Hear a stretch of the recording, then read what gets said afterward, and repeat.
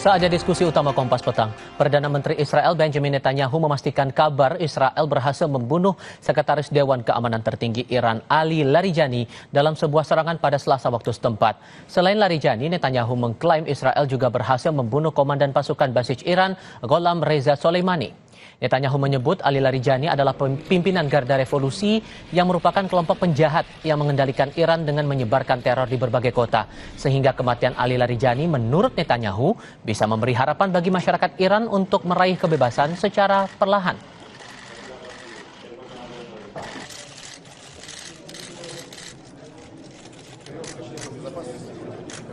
הבוקר חיסלנו את עלי לאריג'אני. עלי לאריג'אני זה הבוס של משמרות המהפכה, שזה חבורת הגנגסטרים שמנהלת בפועל את איראן. אנחנו חיסלנו לצידו גם את מפקד הבסיס, זה העוזרים של הגנגסטרים, שהם מפיצים טרור ברחובות טהרן וערים אחרות של איראן נגד האוכלוסייה. גם שם אנחנו פועלים מהאוויר עם מטוסים של חיל האוויר, עם כטב"מים, וגם שם פועלים. אנחנו מערערים את המשטר הזה, בתקווה לתת לעם האיראני הזדמנות לסלק אותו. זה לא יקרה בפעם אחת, זה לא יקרה בקלות, אבל אם נתמיד בזה, אנחנו ניתן להם הזדמנות שהם יוכלו לקחת את גורלם בידיהם.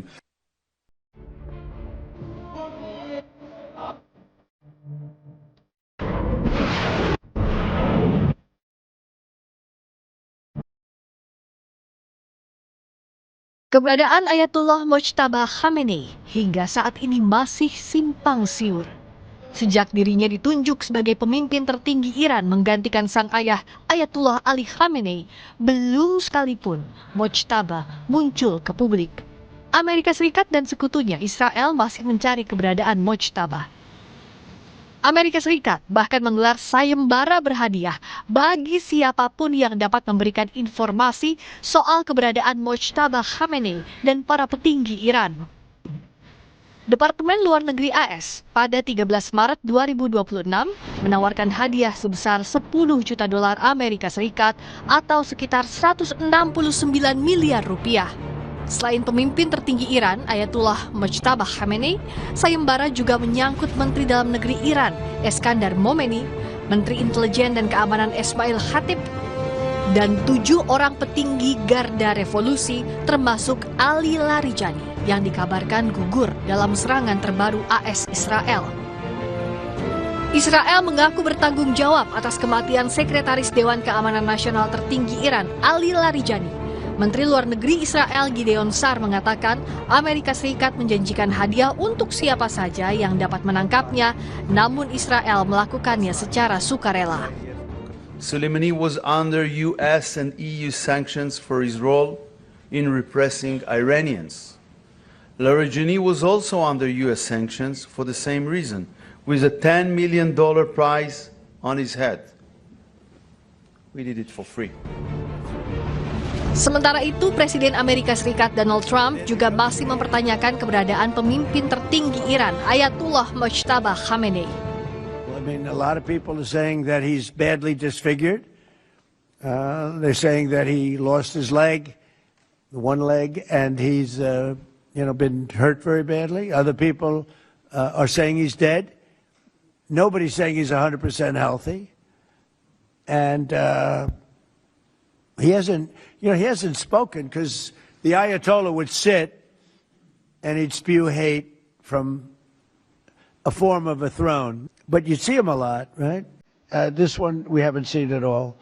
So that could be for a lot of different reasons. Namun Iran membantah kabar buruk apapun yang mengarah pada pemimpin tertinggi Iran, Mojtaba Khamenei. Wakil Menteri Luar Negeri Iran, Said Khatibzadeh mengatakan, Mojtaba memegang kendali dan dalam keadaan sehat. I'm not in the business of speculations. You know that. We are just working by facts. He's healthy, he's in charge, and he's doing whatever is supposed to be done by him. Sebelumnya dilansir Times of India, Presiden Rusia Vladimir Putin diklaim secara pribadi menawarkan bantuan kepada Mojtaba Khamenei. Mojtaba Khamenei dikabarkan terluka saat Amerika Serikat dan Israel melancarkan serangan pada 28 Februari lalu dan membutuhkan perawatan di rumah sakit. Pemimpin tertinggi Iran, Mojtaba Khamenei, juga dilaporkan telah diterbangkan ke Rusia untuk menjalani operasi.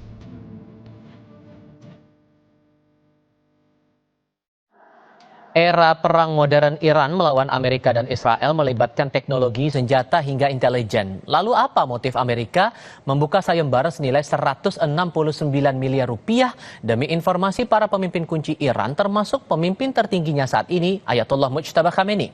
Kita akan diskusikan ini bersama Guru Besar Hubungan Internasional dari Universitas Saint Petersburg, Rusia, Kony Rahakundini Bakri, dan Direktur Indonesia Intelligence Institute, Ridwan Habib. Halo semuanya, dengan Tifal di sini, apa kabar? Halo, kabar baik. Terima kasih semua sudah bergabung bersama kami kali ini. Bu Kony, kalau kemudian disebutkan ada sayembara nilainya 10 juta dolar Amerika untuk 10 orang termasuk Mojtaba Khamenei jadi target di situ, biar apa sih ini menurut Anda sederhananya, Bu?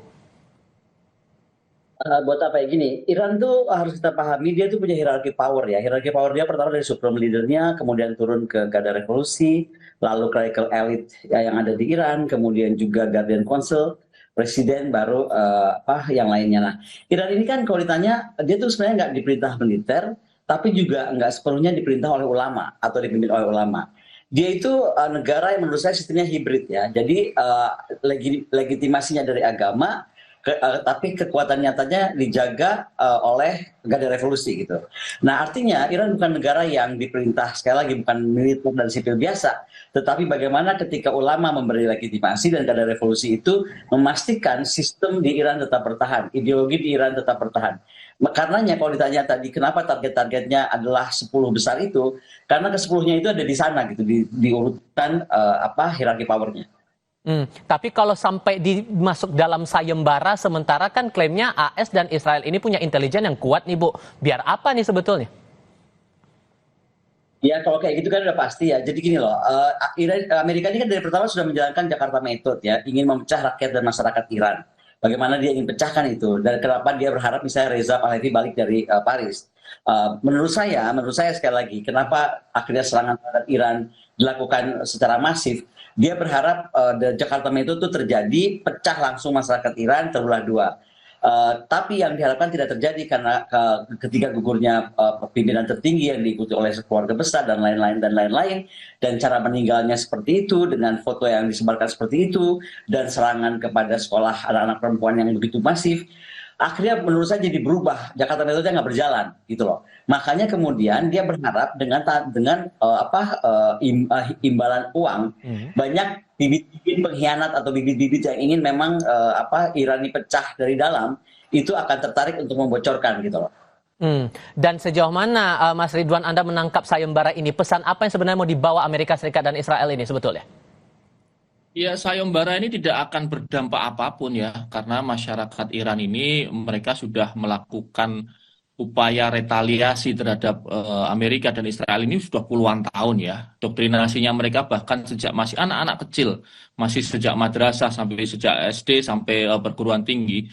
Dan ini terbukti ketika misalnya Israel melakukan hacking ke aplikasi-aplikasi yang dipakai oleh masyarakat Iran dengan menawarkan beberapa imbalan, ternyata kan sama saja, tidak ada yang kemudian membelot begitu. Memang ada beberapa ground operatif dari Mossad sendiri yang memang sudah berada di dalam Teheran. Itu ya, tetapi kalau yang dari internal Iran, saya kira tidak akan terlalu berdampak ya. Sebagaimana disampaikan oleh Menteri Luar Negeri Araghchi bahwa Iran ini sebuah sistem negara. Jadi membunuh satu orang itu tidak akan mengganggu sistem itu sendiri. Jadi ketika misalnya Trump dengan bangganya mengatakan sudah membunuh Ayatullah Ali Khamenei, ternyata sistemnya tetap berjalan, perlawanannya malah tambah drastis. Kemarin Netanyahu mengatakan sudah membunuh Ali Larijani, ternyata perlawanannya juga makin masif. Dan padahal pada hari ini bahkan Mas Tiva, itu sudah diuji coba rudal balistik yang meluncur dari bawah tanah gitu. Ini underground rudal ya, ini baru ini. Jadi underground rudal seolah-olah tidak ada peluncurnya, tiba-tiba rudal ini menembus dari bawah tanah dan langsung meluncur ke arah Israel. Jadi sebenarnya sayembara apapun, sebesar apapun, bagi masyarakat Iran itu akan tidak terlalu berdampak ya. Karena mereka sudah lama. Tidak terlalu terdampak, tapi ini apakah model baru juga di tengah konflik? Karena kan selama ini kita lihat adu-adu teknologi sistem pertahanan dan intelijen begitu. Ya, bounty ini kan sudah metode lama ya. Dulu waktu misalnya era Al-Qaeda juga ada bounty, kepala ini berapa harganya, kepala itu berapa harganya. Itu kan supaya merusak soliditas di internal lawan ya. Itu salah satu metode intelijen yang disebut dengan metode MICE atau metode melakukan penggalangan menggunakan money. Jadi ini salah satu saja, salah satu teknik yang digunakan. Tapi ternyata gagal untuk Iran karena memang mereka masyarakatnya sudah terlatih puluhan tahun dalam represi sejak tahun 1980 bahkan mereka sudah tahu bahwa siapapun yang wafat itu sudah ada penggantinya. Dibunuh ini nanti sudah ada sistem layer-layer berikutnya dan tidak akan mempengaruhi perlawanan Iran. Dan seyakin apa Bu Kony kalau melihat sayembara ini akan betul-betul dibayar tuh 10 juta dolar kalau ada mereka-mereka yang menemukan Mujtaba Khamenei dan posisinya, sementara klaim yang selama ini kita ingat intelijen dan teknologi sistem pertahanan AS Israel ini diklaim kuat, kalaupun ternyata ada yang dapat, serius nggak dikasih 10 juta dolar ini menurut Anda Bu? Kalau itu jawabannya sederhana aja. Barusan pada saat pembukaan acara ini kan ada press release-nya Amerika Serikat tuh, saya lupa tadi siapa yang bicara. Tapi kan dia bilang apapun yang terjadi sekarang they get it for free gitu. Ya, jadi buat saya jelas lah itu cuma bujukan, tapi belum tentu akan terjadi. Tapi gini, yang saya mau tarik juga adalah terlepas dari sayembara, kita tuh mesti lihat ya, dalam konflik Iran ini eskalasi itu nggak bergerak lurus. Dia tuh bertingkat ya, dari bayang-bayang. Salah satunya sayembara ini, dia tuh masuk bayang-bayang lah. Kemudian karena dia terikat kepada proxy sistem yang sedang dibangun di sana. Nah, yang kemudian kedua adalah bagaimana misail negara efektif dan kemudian bagaimana menguncang sistem energi global. Sebenarnya inilah menjadi kata kunci dari perang ini. Ketika konflik itu akan menjadi regional, itu akan targetnya ke sana dan akan berubah menjadi krisis peradaban karena bukan hanya region itu yang akan kena, tapi seluruh dunia. Nah, kalau kita lihat sekarang misalnya, Iran itu punya ekosistem tekanan lewat jaringan misail yang sudah makin canggih, ya kan? Terus milisinya juga makin hebat, operasi intelijen keren, drone, cyber dan lain-lain. Dan ini sebenarnya dia tuh bagusnya bisa dinaik turunkan tanpa harus mendeklarasikan perang total. Ini yang sudah terjadi. Tapi sekarang sampaikan tadi oleh Pak Ridwan sendiri, memang betul ini sudah masuk menurut saya udah eskalasi level 2 ya, udah agak lebih berbahaya. Karena fasenya tuh sudah lebih berat dan ini bagaimana target-target itu akan semakin jelas. Dan menurut saya kalau sampai ini terjadi, kita ini sudah di atas warning dan artinya level 2 ini sudah akan segera meningkat level 3. Jadi kita nggak main-main dan sekarang pertanyaannya adalah seberapa serius dunia nih akan bersiap menghadapi probabilitas eskalasi ini gitu. Ditambah lagi informasi bahwa ada kematian pimpinan Garda Revolusi Iran ini, Ali Larijani, dan kaki tangannya Soleimani. Apakah ini serta-merta bisa ditafsirkan rezim sedang ditumbangkan upayanya oleh Amerika Serikat, atau justru ada regenerasi yang sebetulnya sudah disiapkan oleh Garda Revolusi Iran untuk menghadapi perang semacam ini? Jawabnya nanti, kita akan jeda dulu. Tetap di Kompas TV.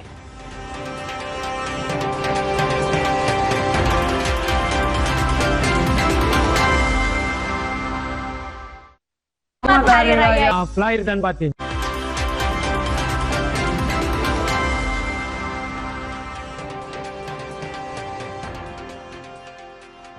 Mas Ridwan, Ali Larijani gugur kemudian beserta dengan kaki tangannya, dan sekarang target yang terbaru Amerika Serikat adalah pemimpin baru saat ini di Iran. Menurut Anda apakah segampang itu untuk menumbangkan rezim di Iran saat ini? Tentunya memang Ali Larijani ini figur yang sangat prominen ya. Ali Larijani, Sekretaris Dewan Keamanan Nasional, beliau pernah Ketua Parlemen Iran, sangat jago tentang diplomasi, dan sebenarnya ini sebuah kerugian besar bagi Israel dan Amerika karena Ali Larijani ini termasuk pimpinan yang rasional dan dia mau bernegosiasi. Ketika dia dibunuh seperti ini, maka penggantinya tentu lebih hardliner ya, lebih keras lagi, dan ini sudah disiapkan tentunya oleh Iran, salah satunya dengan menggunakan yang disebut dengan doktrin perang Ja'fari, itu yang disebut dengan mosaic defense. Jadi mereka membagi pertahanannya menjadi 31 divisi, di mana setiap divisi ini bisa melakukan kegiatan serangannya mandiri, tanpa harus menunggu Central Command dari Teheran. Ini yang membuat di mana-mana drone masih bisa meluncur. Tiba-tiba ada rudal bawah tanah bisa meluncur. Karena memang dengan mosaic defense ini, atau yang disebut dengan doktrin Ja'fari War ini, mereka sangat boleh melakukan serangan bahkan dengan tim-tim kecil, begitu. Itu yang membuat jet-jet tempur Israel meskipun 200-300 sorti setiap hari, tetap saja serangan baliknya masih ada dan masih besar serangannya. Karena memang luas Iran kan luas sekali ya Mas Diva ya, itu 80 kali negara Israel atau 1/6 Eropa luasnya Iran itu. Jadi bayangkan dengan negara seluas itu dibagi menjadi 31 divisi dan masing-masing mempunyai hak untuk melakukan serangan mandiri. Ini yang saya kira salah dihitung mungkin oleh Amerika, dan ketika mereka memaksakan ini untuk dilakukan ground attack atau ground invasion, nah sesuai perkataan Menteri Luar Negeri Araghchi, itu yang mereka tunggu-tunggu. Oke. Nah, Bu Kony, kalau melihat apa yang terjadi belum lama ini, upaya dari Iran untuk melemparkan bom klaster mengarahkan ke Iron Dome, ke arah Israel, ada yang sukses, ada yang gagal. Kalau melihat sistem pertahanannya sudah seperti itu dan respon dari Israel ada yang berhasil dan gagal itu tadi, Israel ini lama-lama bakal bagaimana nanti? Saya rasa saya pernah sampaikan bahwa bukan saja Israel, tapi Amerika ini bisa suicidal ya. Karena menurut saya, gini, kita nggak bisa lepaskan konteks ketika Mujtaba Khamenei ini jadi pemimpin ya. Dia tuh lahir bukan secara normal. Dia lahir dari sistem yang sedang perubahan terjadi, bapaknya meninggal, kemudian dia tiba-tiba diangkat. Jadi leadership dia lahir karena krisis perang. Dan karena leadership model krisis perang seperti itu, maka dia mendapat dukungan penuh dan kuat, terlepas dari dia memang dekat dengan Garda Revolusi. Tapi dia artinya, setelah kematian ayahnya itu dia dukungan terkuatnya dari Garda Revolusi. Artinya, leadershipnya, dia wartime leadership, dan apapun dia akan lakukan untuk mempertahankan dan memastikan Iran itu bertahan. Nah, ini yang membuat model kekuasaannya Iran ini semakin kuat lagi, yang tadi saya sudah sampaikan. Karena bukan saja ulama yang berlegitimasi ideologi, tapi kemudian Garda Revolusi itu menjadi punya kekuatan nyata, dan artinya betul-betul dia bisa melakukan apa saja demi Iran. Nah, ini yang menurut saya tidak juga dihitung oleh Amerika Serikat. Kembali ya, di dalam konteksnya Mujtaba Khamenei sekarang, militerisasi itu menurut saya akan semakin kuat, akan semakin bertambah, dan kebijakan luar negeri akan semakin keras. Apalagi dengan misalnya gugurnya lagi tokoh Iran yang sebenarnya dianggap betul bisa diajak bicara, lebih enak lah untuk bisa berkomunikasi, maka ini sebenarnya bunuh dirinya yang lain adalah semakin tertutup nanti mau komunikasi seperti apa dan bagaimana untuk mengambil jalan tengah dari selesainya perang ini akan lebih sulit ke depannya. Karena udah di posisi Iran itu apapun akan dihadapi, udah nggak ada titik mundur. Ditambah lagi dengan kabar Mujtaba ini dirawat di Rusia, Bu, di Moskwa. Ini ada upaya dari Rusia untuk dalam tanda kutip ngejagain Mujtaba, ngejagain Iran juga nggak nih kira-kira? Ini yang pasti sebelum saya jawab dia untuk jaga Mujtaba atau enggak, menurut saya Rusia dan Cina itu sangat mengukur eskalasi yang terjadi. Jadi dua negara besar ini dia akan mengukur ini level eskalasi itu seperti apa. Kita ini sudah melampaui eskalasi tahap 1, yaitu proxy retaliation dan shadow war. Menurut saya udah eskalasi perang murah itu sudah terjadi. Seperti disampaikan tadi oleh Pak Habib, kita udah lebih masuk ke level 2 ya. Menurut saya itu udah ke strategic escalation. Artinya direct missile exchange bisa sangat terjadi makin masif, dan konflik berubah dari proxy war menjadi state to state confrontation. Nah, inilah sebenarnya yang di titik di mana saya bilang Iran berbahaya, karena di titik ini Iran akan melakukan apapun balasan yang spektakuler. Udah nggak ada ampun. Apa yang satu dikirim mungkin 1000 dia kirim balik. Dan buat Rusia, nah ini pentingnya buat Rusia, Iran ini mitra strategis militer dan mitra strategis geopolitik. Kerjasama drone mereka, kerjasama pertahanan mereka, koordinasi mereka di Syria, dan bagaimana mereka tuh blok anti hegemoni Barat. Artinya Rusia tidak akan membiarkan Iran runtuh.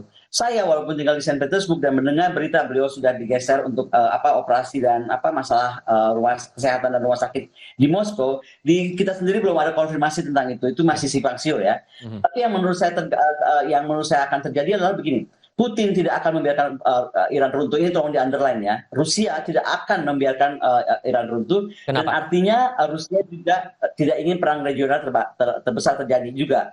Artinya apa? Kalau menurut saya Rusia walaupun akan membantu Iran on the maximal level, dia tidak akan mengganggu strategi Rusianya, dia nggak mau juga terganggu fokusnya Ukraine yang belum selesai, dan dia juga nggak mau meningkatkan kembali lahirnya tekanan NATO yang baru. Jadi menurut saya Rusia ingin Iran itu kuat, tapi tetap Timur Tengah dia akan jaga stabil. Beda dengan Cina. Okay. Menurut Cina, ya Cina itu dia punya pendekatan berbeda. Buat dia apapun perangnya, gimana pun perangnya, Iran itu supplier penting. Jadi nggak boleh terjadi supply chain disruption. Jadi itu yang menurut saya akan ada beda pendekatan.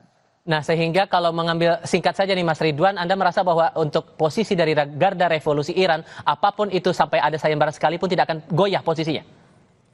Tidak akan goyah karena Gen Z-nya ini ya, Gen Z-nya mereka ini sudah terlatih. Gen Z ini yang kemarin turun ke jalan ketika Ayatullah Ali Khamenei wafat, Mas Diva. Dan yang dibunuh oleh Amerika dan Israel ini kan boomernya kan.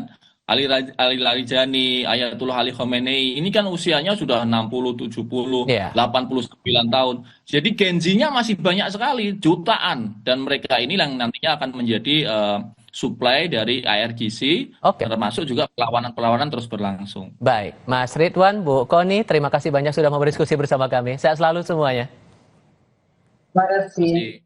Sesaat lagi di Kompas Petang, Puspom TNI menahan 4 anggota BAIS yang terlibat penyiraman air keras ke aktivis Kontras Andri Yunus. 3 dari 4 terduga pelaku berpangkat perwira. Tetap di Kompas TV.